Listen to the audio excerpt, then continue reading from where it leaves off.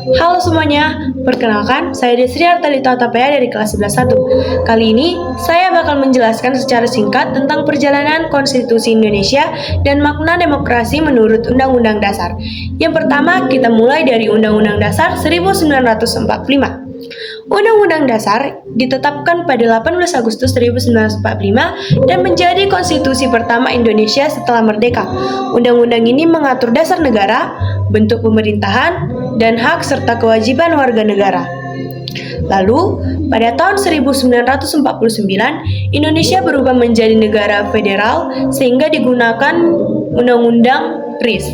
Dalam Undang-Undang Republik Indonesia Serikat ini, kekuasaan terbagi menjadi pemerintahan pusat RIS dan negara-negara bagian, dan sistem pemerintahannya dipimpin oleh Presiden sebagai kepala negara dan Perdana Menteri sebagai kepala pemerintahan. Setahun kemudian, pada 1950, Indonesia kembali menjadi negara kesatuan, maka diberlakukan Undang-Undang Dasar Sementara 1950 yang memakai sistem pemerintahan parlementer.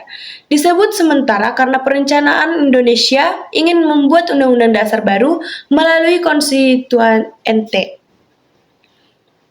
Namun, konstituante gagal mencapai kesepakatan sehingga negara mengalami kebuntuan politik. Akhirnya, pada 5 Juli 1959, Presiden Soekarno mengeluarkan dekret presiden yang menetapkan kembali Undang-Undang Dasar 1945 sebagai konstitusi Indonesia. Sejak saat itu pula, Indonesia kembali memakai Undang-Undang Dasar 1945. Selanjutnya, kita akan masuk pada perubahan atau amandemen Undang-Undang Dasar 1945. Setelah reformasi 1998, Indonesia merasa Undang-Undang Dasar perlu diperbaiki karena kekuasaan presiden terlalu besar, pengaturan HAM terbatas, dan lembaga negara belum jelas pembagian kewenangannya. Maka dilakukan 4 tahap amandemen oleh MPR, yaitu pada tahun 1999, tahun 2000, 2001, dan 2002. Pembukaan undang-undang tetap dipertahankan dan bentuk negara Republik Indonesia tidak boleh diubah.